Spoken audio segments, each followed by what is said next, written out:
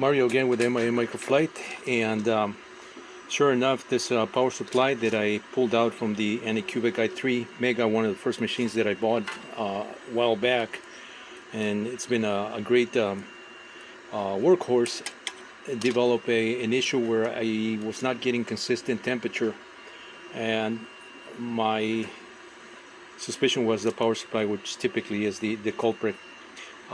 Having done this type of work before, replaced the power supplies. The issue with most of these, in fact, I think with all of them, all these power supplies, is the capacitors. These are brand new capacitors. I just replaced these two. The other ones were low on capacity. These are 470 microfarads. The ones I pulled out were around 250 microfarads, and this capacitor right here, you can see that it's a little bit bigger than these. It's because that's all I had, but it is the same value as these other ones. This one actually blew. Look at this. This cap was loose on this power supply. When I opened it up, something was rattling, and when I when I went to see what was going on, I noticed that this can had pulled out of the inside of the capacitor. You can see here, this is the paper that is mixed with dielectric, and that's what provides the capacitance. This is dried, but this thing was loose. It doesn't even look like it blew, because sometimes, you know, you have capacitors that pop and blow. This doesn't look like that was the case. It just feels like it looks like it just dried up, and so this was rattling here. The other thing was the fan, and I noticed that my machines, I keep them all the time in air-conditioned, dried rooms. They're not nowhere near wet or humid places. Here, living in Arizona, it's fairly dry, you know, the whole year round. So when I opened this fan and I started looking at the inside, I noticed that there was a lot of rust in some of these parts. So I believe that this came like that from the factory.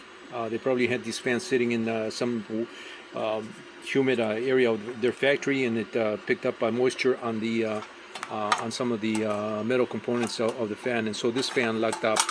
So when this fan locked up, this capacitor dried up. I mean, really crappy work on these power supplies. Unfortunately, you know, I say a lot of good things about the Anycubic machines, but you know, these are the components that are really crappy. Otherwise, the machine is fine. I really like the Anycubics, and but this is the flaw here, the power supply. Unfortunately.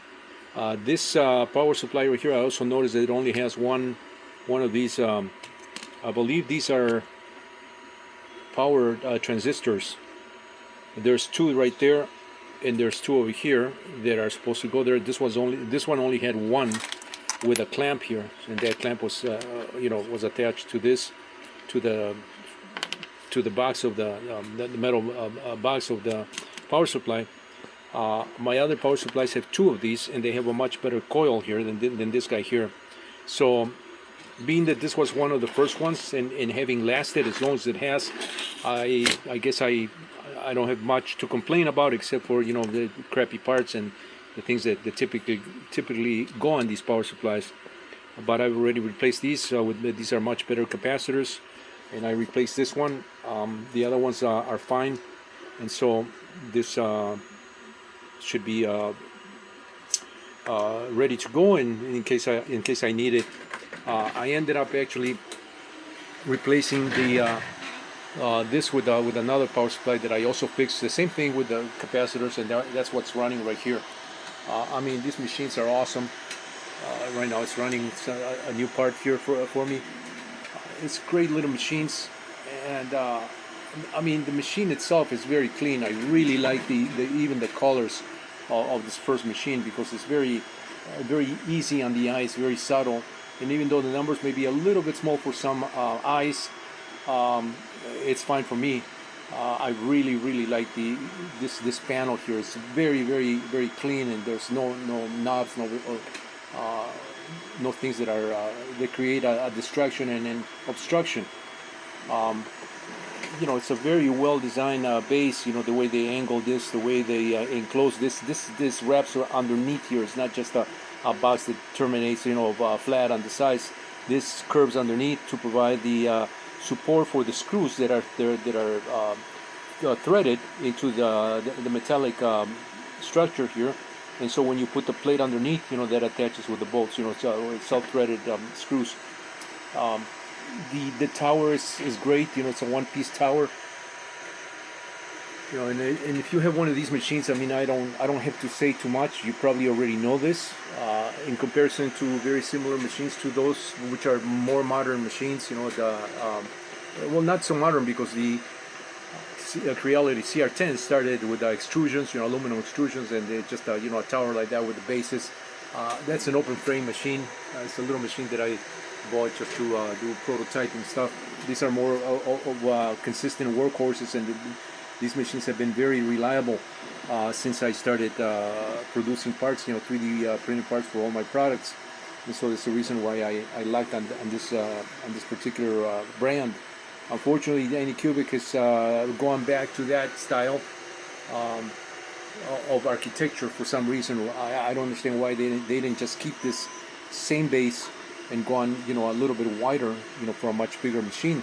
If you look at the more modern Anycubic, I believe that's called the Cobra X or something like that. It's a large format printer, or a printer that has a 300 by 300 by 400 print volume. That machine is very open structure. It's got the control on the side. Nothing like this machine here. These machines are solid, and they look good on a table. I mean, they're just very unique, great little machines, and there's no way for me to, from here, to go to something like that.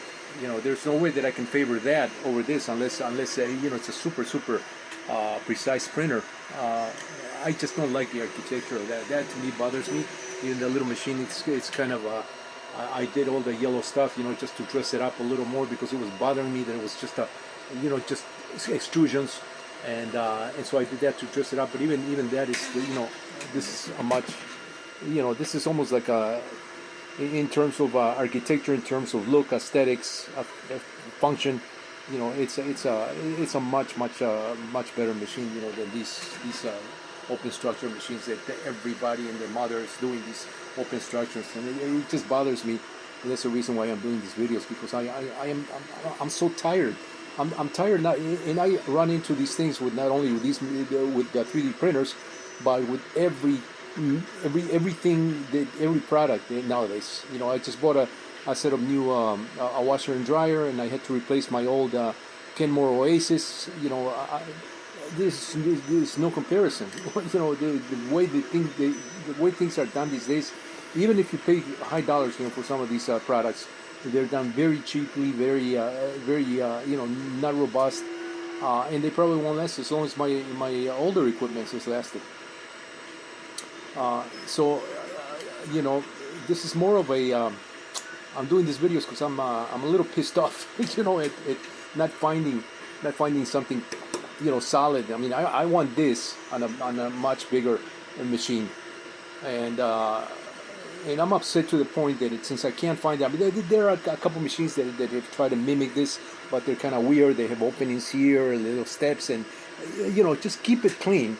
Keep it clean, keep it, flat like this, keep it visual to the, easy on the eyes and from any angle. I'm sitting right now, but even if you do stand up here, you have a nice clean angle here, and you can reach this nice and easy.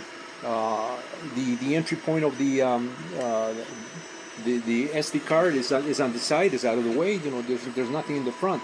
The only thing in the front is this, where it should be. That this is what you want in the front. In fact, I would favor something like this being even on top here, where the controls are there even. But I really like this. So I'm a little ticked off that I cannot find something larger, with this architecture here, to the point that I'm about to take one of my machines. I have one that's in a box, brand new, that I have not used, and I was considering taking that apart and just extending these arms right here, extending it out, because that's all you need to do is just provide some kind of a coupler. It's got to be firm and rigid and solid. That's not an issue if you do it out of steel or aluminum block. Extend it out. Get, put a 300 by 300 bed here, or not even the bed. You don't even, you just need the heating plate and the glass, and extend this upward, another 100 millimeters, to get the 300 or even 150 to get the 500. Reinforce these parts right here. I could cut this right here and just splice it, put a splice to raise the framework, but then I also have to raise the length of these rods right here, which is not an issue because you can buy these rods at any length.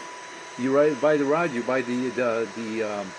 you buy the thread or the screw, longer, and same thing here. You extend these out, and basically I would have the machine of my dreams. So at a fraction of the cost of these wimpy structures that they have like that. I can't stand that structure. Give me something solid like this machine, with a solid base, clean, all the electronics enclosed. You don't see any power supplies. You don't see any wires. You don't see anything. Yeah, you see wires here that they need to be there, but everything, all the electronics are enclosed the way I think it should be done. So, but yeah, I'm a little bit upset that I can't find good stuff. And when I mean good stuff, I don't mean just fancy bells and whistles, Wi-Fi. I don't care for Wi-Fi. You just take a SD card, pop it there. In fact, that's even better because with Wi-Fi, you risk people interacting, with your Wi-Fi signals, and this is not to be paranoid, but Wi-Fi has its place. But to Wi-Fi everything, even in the washing machines, it's crazy. It's crazy. Just keep it simple, basic, private, and that's the way I like things. This is Mario with MI Microflight.